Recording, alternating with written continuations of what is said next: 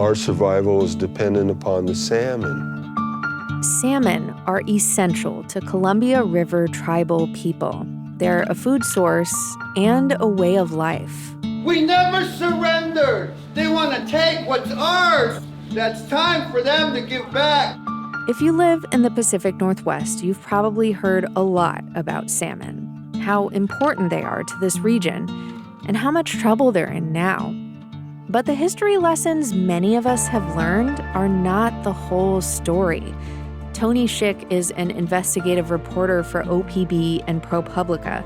He's done a lot of work to uncover and understand a far more sinister version of events. Along the way, he connected with a guy named Randy Settler and his family. I grew up in that first wave of people who had to figure out where they were going to fish because all the locations had changed and the main fishing area was underwater. From the Groat Boyle studio, I'm Jen Chavez, and this is The Evergreen, a podcast from OPB about the place you call home. But today, we're sharing an episode from another OPB podcast, Salmon Wars. It tells the story of salmon in the Northwest in a way you haven't heard before, through the voices of one Yakama Nation family who have been fighting for salmon for generations. She was a gutsy woman. She had courage. She was a gambler, and she would play high stakes. Not just in a casino, but I'm talking about in the game of life. Here's Tony with episode 1 of Salmon Wars.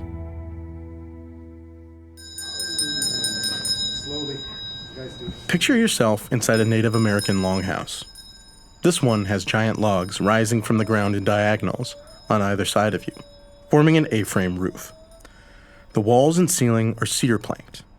The center of the floor, in keeping with tradition, is bare dirt. Benches lining the walls are full of people, and all eyes are on one man, standing in the dirt at the front of the room. He's about to get a new name.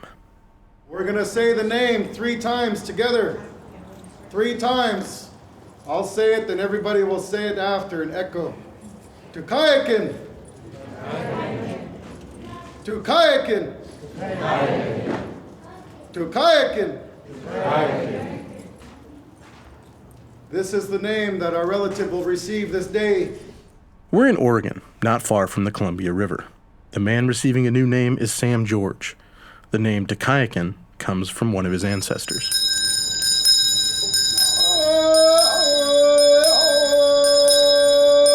For Columbia River tribes, a naming is an honor that can be bestowed at almost any age. Sam George is 50. His elders said the new name recognizes the role he's grown into for the tribe. He's a fisherman. I fish for salmon and pretty much whatever else we catch, I guess. Which, in the Yakama Nation, means he feeds a lot of people. Hundreds of people. I love doing it. I love bringing fish in. I love being on the water. I love providing for my daughter and my family, my aunts, my uncles, my cousins, my sisters. They all come get fish, and it helps them. He works on a fishing crew for his uncle, Randy Settler. Randy and his family catch the salmon that sustain tribal diets and spiritual rituals. Our survival is dependent upon the salmon, and our existence has been linked to this area and has been linked to the salmon. And we need to be able to gather in our usual and accustomed areas. As a Yakama fisherman, Randy thinks often about the legacy he'll pass to Sam, the head of his fishing crew, and to Sam's 11-year-old daughter, their crew's youngest member. That legacy is under threat. First came the commercial fishermen, and along with them, the loss of salmon habitat to farming and livestock, mining and diversions. Then came hydroelectric dams. During this longhouse ceremony, tribal member after tribal member stands up and delivers the same message. We have always fought for salmon. Which means we never surrendered. We never surrendered. We always got this alternative to war. If they want to take what's ours, which is time, that's time for them to give back. But today's fight is even more pressing. It's not just about who can fish for salmon or where Randy and his family can practice their trades and traditions.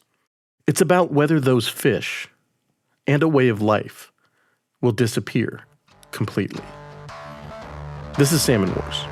I'm Tony Schick.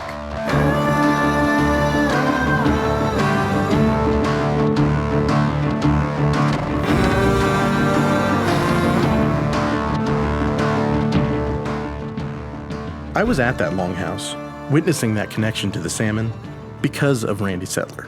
I'm an investigative reporter. I specialize in data and documents.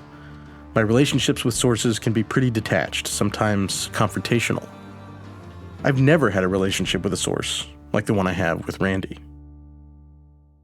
It'd be hard to find someone more affected by the Northwest salmon policies than him. His family lost their home, their primary food source, their ancestral fishing grounds. He watched his parents get jailed for exercising their fishing rights.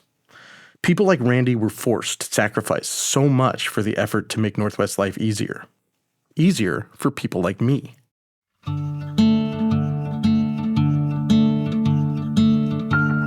I live in Portland, Oregon, the city where I grew up.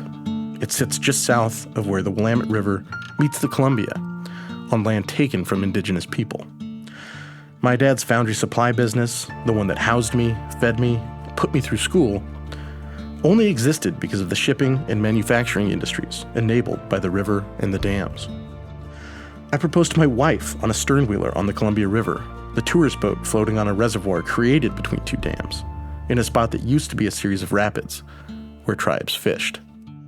There's no one in this region whose life isn't touched by the fish and the river they swim in. We populated towns to fish for salmon and can them.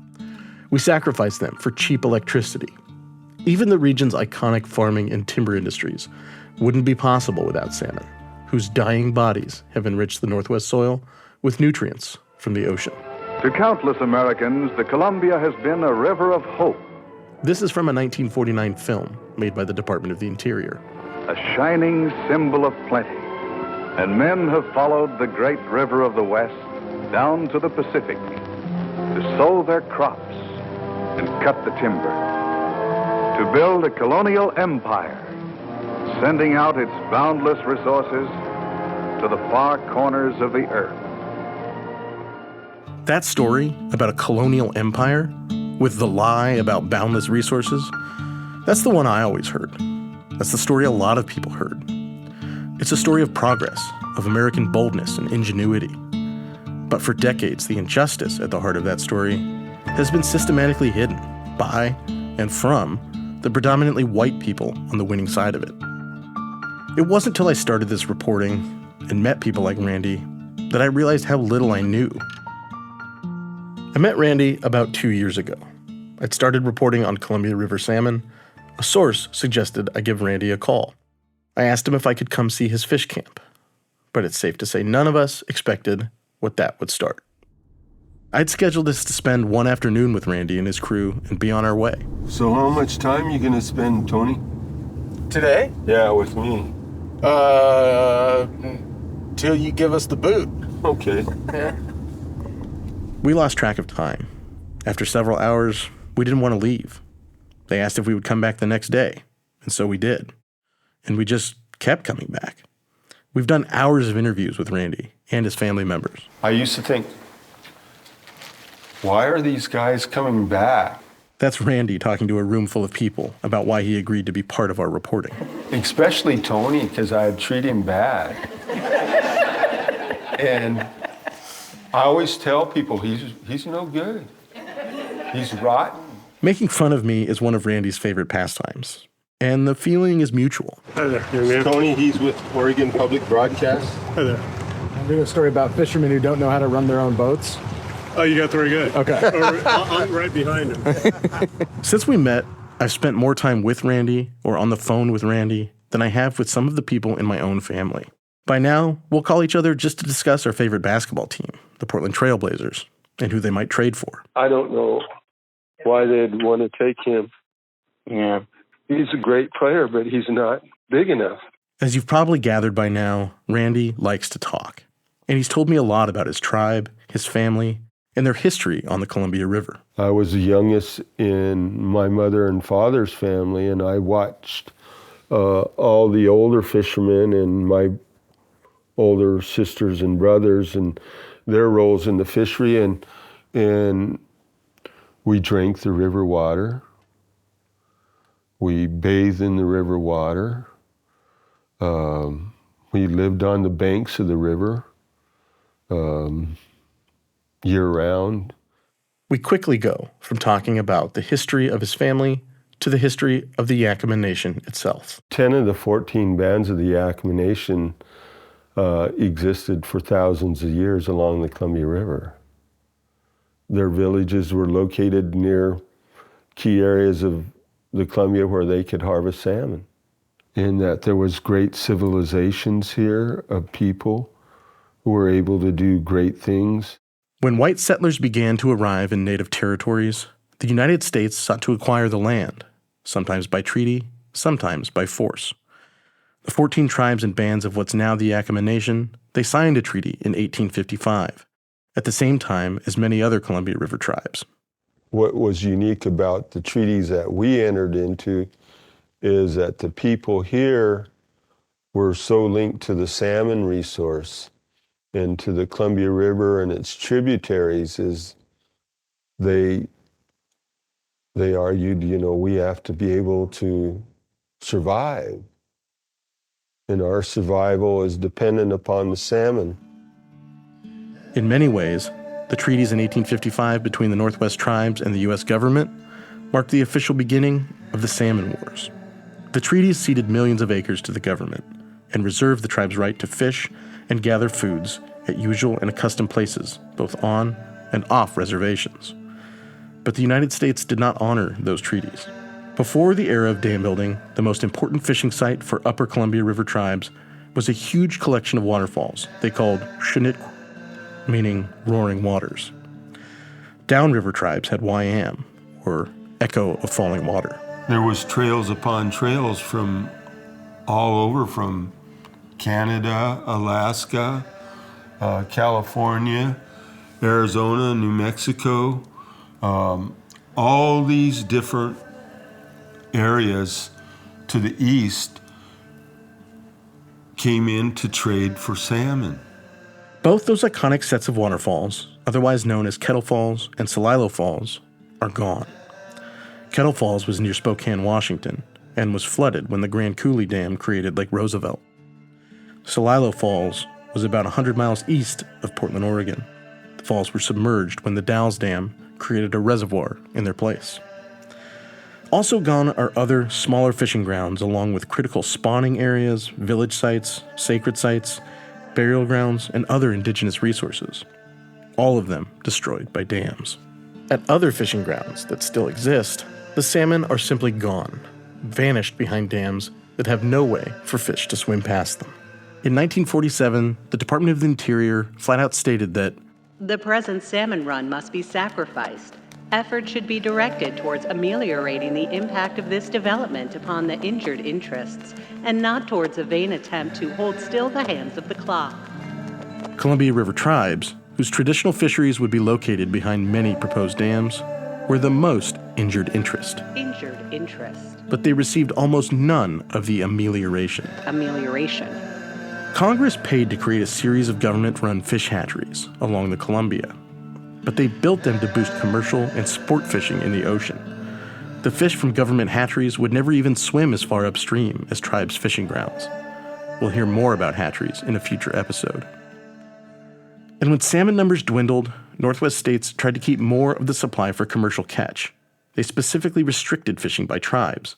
Tribal members fought to assert their treaty rights. They went to jail for it.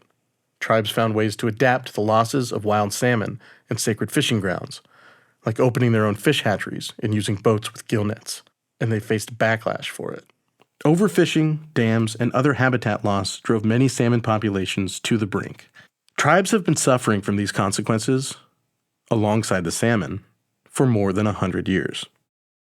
Salmon recovery has been kicked down the road again and again. But because of climate change, we're about to run out of road. Take it from Lisa Crozier. She's a scientist for the National Oceanic and Atmospheric Administration. She led a study estimating what salmon survival could look like in the next 40 years. She found it could decline by nearly 90%. We can imagine all kinds of new situations that could occur. Unfortunately, most of them don't seem to be favorable for salmon. Avoiding that fate would require federal agencies, namely the Army Corps of Engineers, the Bonneville Power Administration, and the Bureau of Reclamation, to take steps they've resisted for decades. The Biden White House has made bold public promises about honoring tribal rights and solving the Columbia River salmon crisis. Whether it will back that up with action remains to be seen. Tribal members told me about sitting in meetings with the Biden administration where they're again being asked to compromise, without any accounting of how compromised their way of life has already become. This fight of tribes on the Columbia River is one shared by those in Puget Sound. Tribes in Alaska's bays and the rivers and streams up and down the West Coast face similar challenges. What's lasted for thousands of years now depends entirely on what's done in the next 40. I just want my people to exist here like we've always existed. Coming up after a break, we'll return to the Longhouse and hear more about Randy and his people.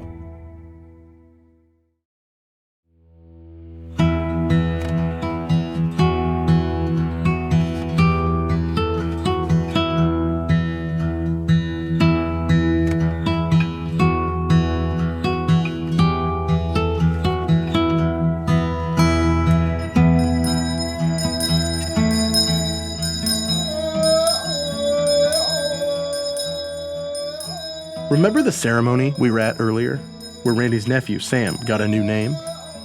There were actually two parts to that ceremony. Sam's was only half of it. The other half was a memorial for Randy's mom, Mary Gowdy Settler. It's a tribal tradition to hold naming ceremonies and memorials together on the same day. This is a reflection of the salmon life cycle. These fish return to their home streams to spawn, where they die, giving life to the next generation. During Mary's memorial, dozens of friends and family members took turns standing and speaking, and I was struck by just how much of what they said was about salmon.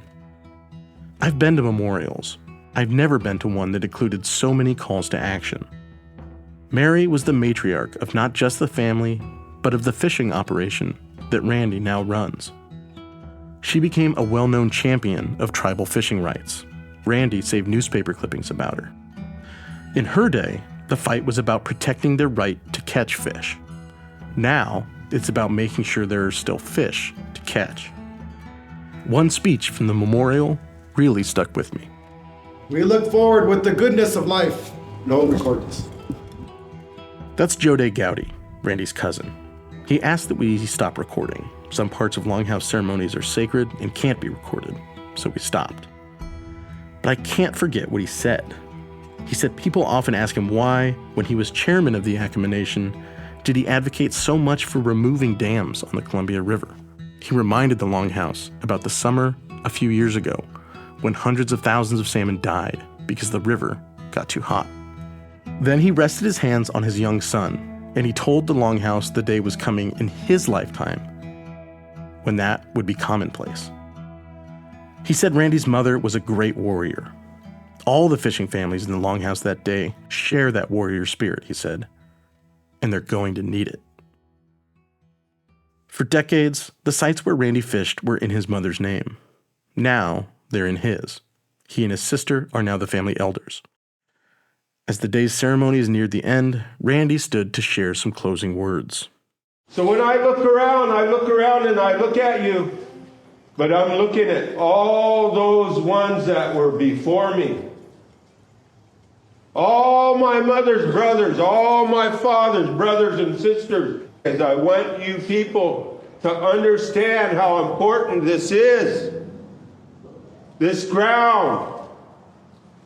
We're praying for all good thoughts. All of us together. When we swing this hand, we're in the one mind. Going forward. Going forward. But you can't go forward if you don't go back. And the hardest part is going back to who your people are. knowing who your people are. One of the treaties in 1855 was signed by a Nez Perce chief from Oregon, known by the name Tukakis. Tukakis went by another name you've probably heard if you've spent any time in the Pacific Northwest, Old Chief Joseph. He's Randy's great-great-great-grandfather. Old Chief Joseph had been an early advocate for peace with white settlers, but later renounced the U.S. government when it so badly reneged on its word. His sons would end up leaders in the Nez Perce War of 1877, in which the tribe was hunted down for its refusal to relocate against the terms of their treaty. One of Tukakis' sons was the younger, most famous Chief Joseph. Another was named Alaquat, or Frog. He was a war chief, known as a fearless and brilliant fighter. Alaquat died in 1877 in a war with the U.S. government over treaty rights. His name lives on. Auna Sinwet, Alaquat. My name is Frog. That's the name that was given to me. And I live here because my people put me here. And that's pretty much what I have to say right now. Randy's eyes welled as he told us about the name he was given. His mother and tribal elders bestowed it in a traditional ceremony, just like the one for his nephew. Randy spent a lot of his life trying to live up to that name. His parents were at the forefront of the fight for treaty rights. He inherited their fight. We're going to share the story of that fight, a story that Randy and his family shared with us. We'll dive into the history I wish I'd known growing up here. We'll investigate who's to blame for the salmon vanishing, and what can be done before it's too late. But like Randy told the Longhouse, before we go forward, we have to go back to when it all began. If they didn't sign the treaty, they'd walk knee-deep in blood. That's next time on Salmon Wars.